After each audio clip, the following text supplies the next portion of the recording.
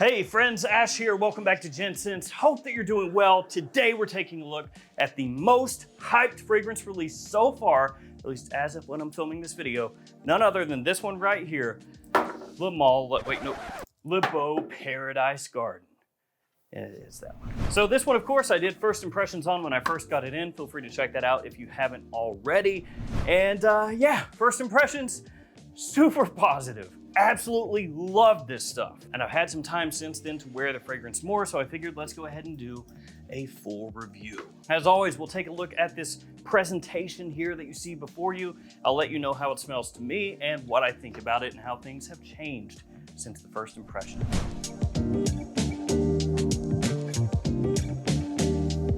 Now this one has popped up at discounters, but it has also sold out as quickly as it popped up. So again, as of when I'm filming this video, not super easy to find this fragrance in the US. I actually ordered my bottle from Europe when I initially got this one in.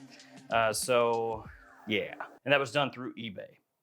It was not cheap. I would caution you against doing what I have done, do as I say, not as I do type deal, because right now on eBay, looks like a lot of people are asking $200 and above for this one.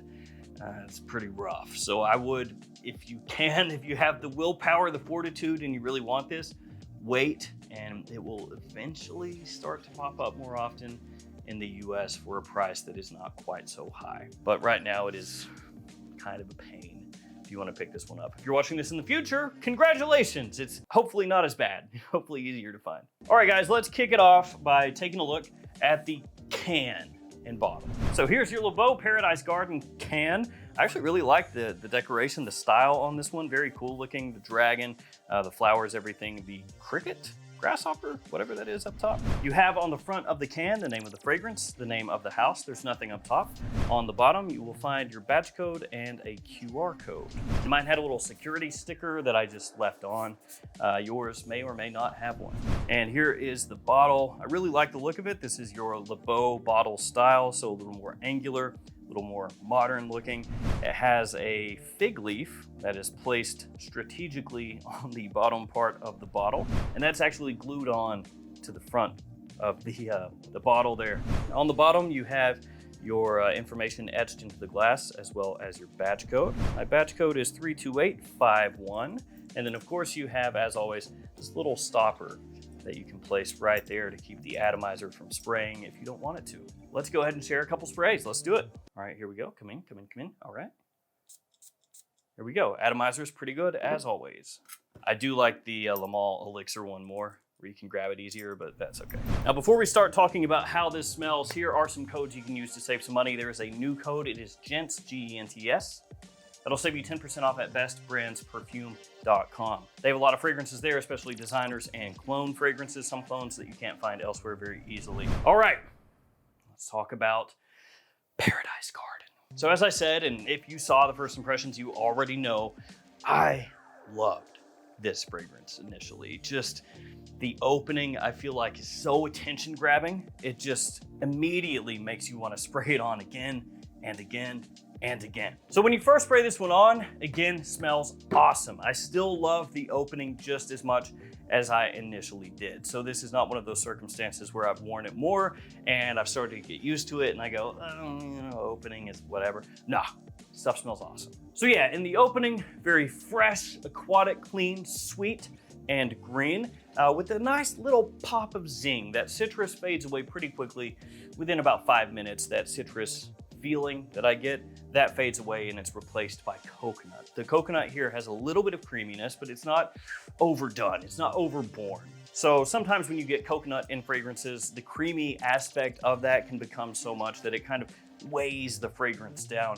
But this one still stays very lively, very fresh, very poppy, zingy. And that coconut mixes with fig. The fig has a little bit of a green edge to it, which also plays in very well with the green notes, the green aspects from the opening. And it just smells fantastic to me. Huge compliment puller. I've had a lot of different people ask me, what is that? What do you got on? When I'm out with friends or just going about my day, this is one of those ones that really seems to spur attention. And part of that is going to be because of the performance, but we'll get to that later. You also have a really appealing minerality in the mid. So that's gonna be from the salt. That's officially a mid note here. Mid note here, what is that? But yeah, a nice minerality that comes along the longer the fragrance stays on your skin. So you don't really pick up that saltiness, that minerality initially as it heads into the mid.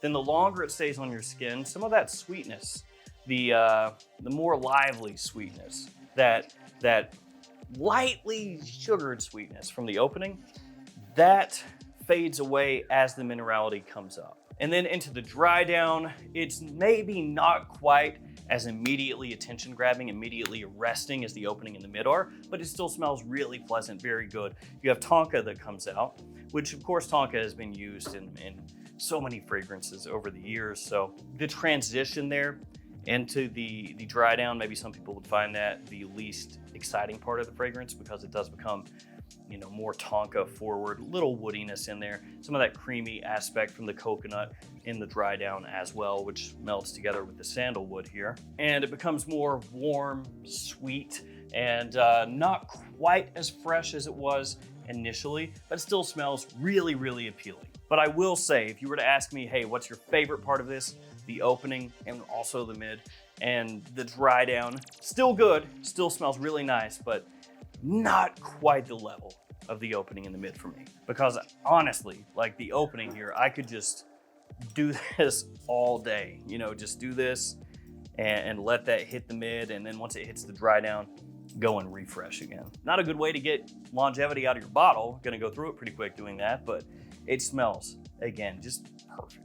There's nothing I would change in the opening and the mid. And I'll tell you, as far as the line goes between the original Le Parfum and this one, I like the opening and the mid of this one the most. I think dry down, maybe I go Le Parfum. Maybe I go Le Parfum on the dry down. But again, this doesn't smell bad in the dry down. And Le Beau Le Parfum, for what it's worth, last year was my most complimented fragrance. So I mean, yeah, like that's the level that we're talking about here, just as far as how well this works for me. Now, in terms of performance, it is stellar. For a fragrance that you would think of as a spring, summertime, and also fall time fragrance, this stuff lasts. The longevity is great. I have no complaints whatsoever. The projection, very good, especially initially. It really, really grabs attention, like I said, in the first couple hours that you have this on. And once you hit the far dry down, again, it still smells very good, better than the majority of designer fragrances out there right now. It's just that opening, it's hard to compete with that, okay? And overall, it looks like this one is getting a really good reception. Most people that have gotten this in absolutely love this stuff. Of course, it's not gonna work for everybody.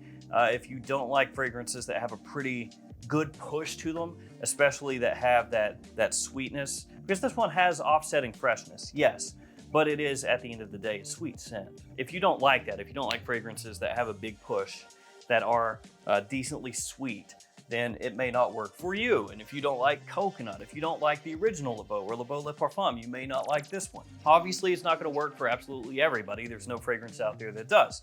But for me, this is gonna be hard pressed to have a fragrance come out this year that I think is better than this one. I would put, again, for me personally, Le Male Elixir at the top as far as fall and winter time goes in the Le Male / Le Beau line, you know, just kind of putting them together. And then I would put this one at the top as far as spring and summer goes. I think it's that good. I do. I think this stuff is absolutely fantastic. Again, I think the dry down is the weakest part of the scent, but even there, the dry down does not smell bad, okay? It's still a compliment puller and attention grabber even into the dry down. It's just, again, you're starting up here. There's nowhere to go but down. So yeah, that is Paradise Garden. From the first impressions till now, I actually like it more.